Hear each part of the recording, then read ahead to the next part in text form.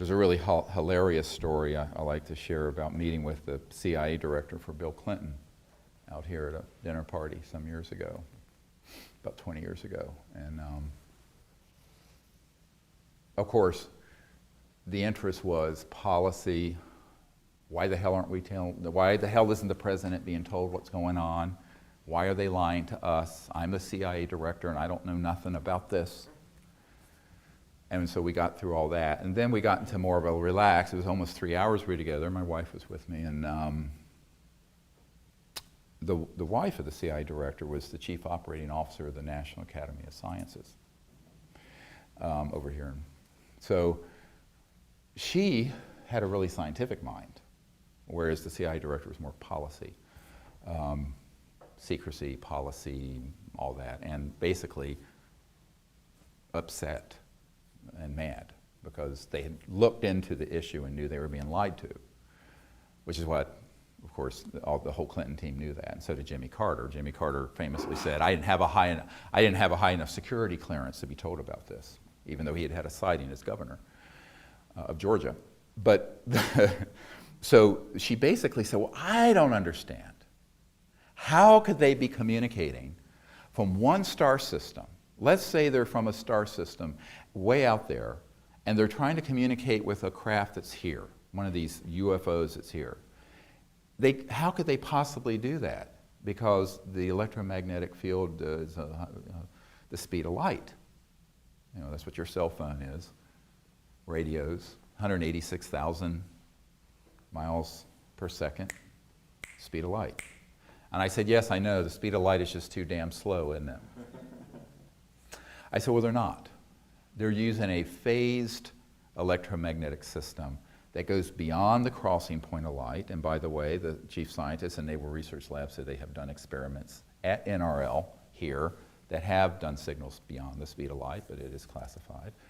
He sat in my condo here and told me this word for word. Number 3 at the whole lab. Sits in on meetings with the vice president. I mean, I know this guy stayed at our home. This is real. So, but she didn't know about this because she was an administrator at the National Academy of Sciences. And I said, "Well, you know," my first thought was if I tell her the truth about this, she's going to think I'm a crank and a kook. And, you know, I'm a young doctor. I'm only 35 or something. And I have 4 children I got to put through college. I said, I'm going to ruin myself if I tell her the truth. And, but I thought, well, you know, she asked me the question and I owe her an honest answer. And so I said, look, you've asked, but bear me out. I said, you know, let's take our Milky Way galaxy. The Milky Way galaxy is 100,000 light years across. So if a beam of light went across at 186,000 miles every second, it would take 100,000 years to reach the other side. That's just our galaxy. And in our galaxy is about 100 billion star systems, same number of star systems that there are neurons in our brain. Cool, huh? Interesting coincidence. And let's just say there's a civilization that is 1,000 light years from here. A light year is a distance. Not time measurement, a distance measurement. It's the distance light goes at 186,000 miles a second in a year. So let's say it's 1,000 light years from here, which is 1% of the way across the Milky Way galaxy, which means it's in our neighborhood, because we're not even intergalactic now.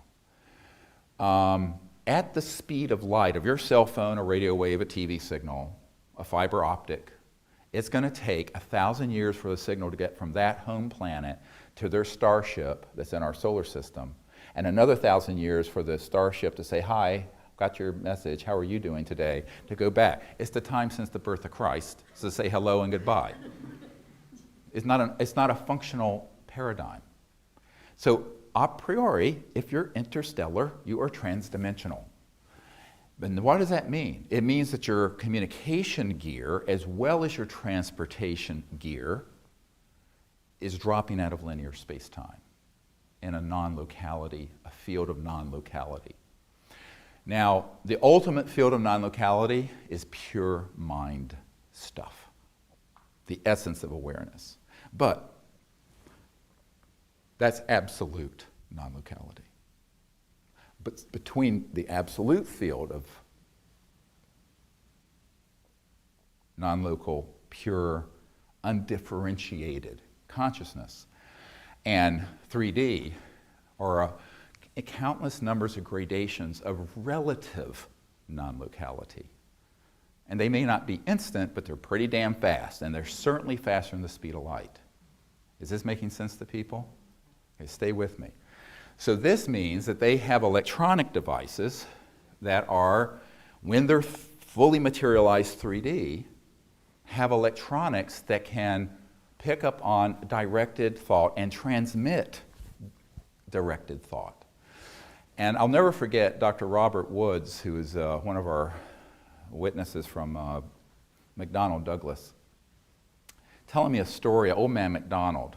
I know this from two sources, Lawrence Rockefeller, who was very interested in all this, and who funded the original Project Starlight effort. The AP had this whole release of Project Starlight documents from the Clinton Library. It was a big scandal a couple years ago when we were putting all this stuff together, and Lawrence Rockefeller was involved, and his lawyer, Henry Diamond, and all these big folks, and I was putting together all this stuff, but he funded the first gathering of witnesses at Silomar near Monterey in California in 1995. We had KGB people there, and cosmonauts and astronauts and everybody. And what was interesting is that this whole group of people kind of understood this area of thought and consciousness, but not too technically.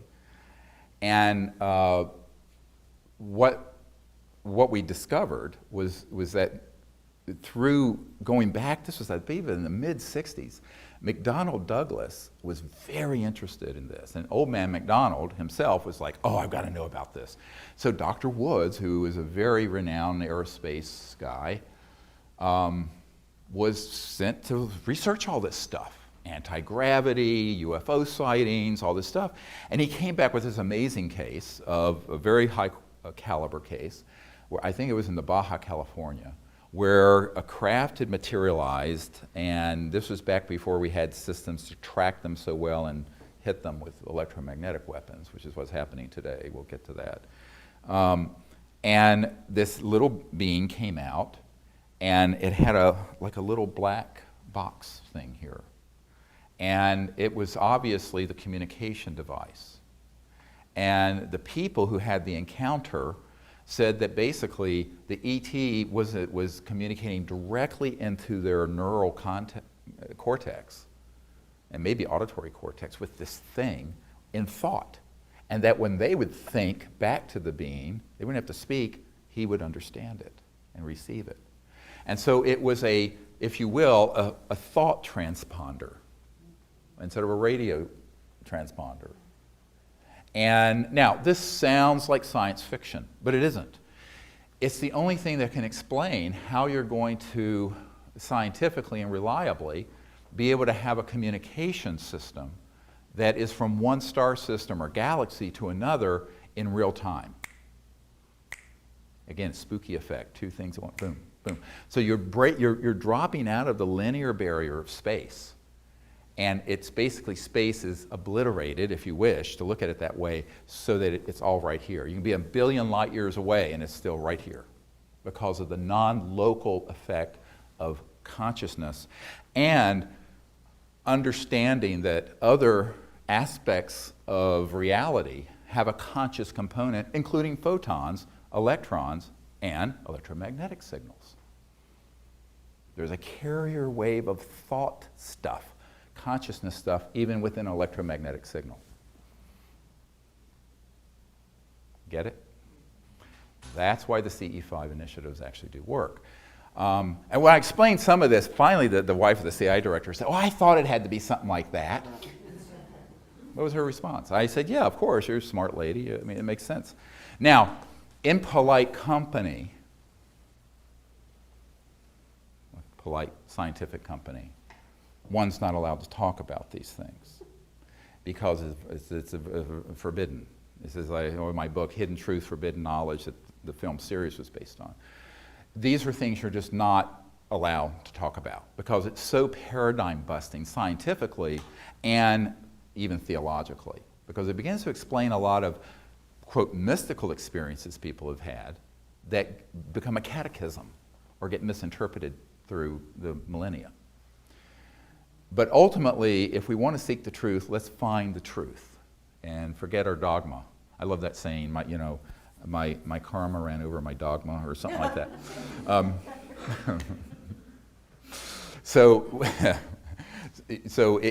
That's really, the pure-hearted pursuit of the truth, no matter where it takes you, is really, really key when you're going into these emerging sciences and areas of thought and consciousness. This then brings us to the numbers of people who have observed these kinds of phenomenon in the mainstream, where they will have an object, a sphere, appear, and then inside the sphere, floating into their house, are these little beings in the sphere, communicating in their thought. A very famous actor, who I've spent time at his home in LA, had this happen. Didn't think any of this was true. And then, of course, he found out who I was, bought all the books, and he said, oh my God, that's why this happened. Because he read the first book that I wrote, Extraterrestrial Contact, The Evidence and Implications. It came out in '99. Most people don't get to that book. It's really probably the most important one. And what was fascinating is that he said, now I understand it. So he contacted me, and I went to his home, and we were sitting where this happened, and then went out on his balcony, which overlooked Silver Lake Reservoir there in LA. And he's up in the hills. And here comes this object, comes straight down out of space, a yellow golden object, comes down, goes, and goes in front of a cloud, and then dematerializes. He goes, oh, did you see that? I go, yeah. I said, they know we're talking. I'm sure these are the same people who came into your house. Wonderful, lovely. So I think that a lot of people have had these experiences, but they don't have the understanding. My hope for this gathering today, but also the video that we'll put out, is that people will begin to connect these dots and make some sense of these experiences, where in the early days when I started looking into this, I found there were many, many accounts where people would see a craft, or maybe it's not fully materialized, maybe it's just a sphere, and they'll think something and it'll react to the thought. And people are, how is it doing that? It was reading my mind. Well, I mean, it's not Kreskin reading your mind. There is a science of what I call coherent thought receivers and transmissions that can take place between transdimensional interstellar capable civilizations and humans. Now, we may not understand all the science, and I can't say I can go to a laboratory and build one of these things, because I can't hook up my DVD player. Emily has to do that. I'm useless for that kind of thing. He's like, nurse, or Emily, help. But defibrillators, great, and respirators and other stuff. No, computers, hurl them through the window. I'm all thumbs. But, we can understand it. So then, from an experiential point of view, from that paradigm, we can say, oh, I understand now how it is contact can be initiated, but also if it spontaneously begins to happen, how it begins to unfold, and why it can be both physical and in thought and electronic, and then in these other phenomenon. I call it the epiphenomenon that happens, all the different manifestations of contact.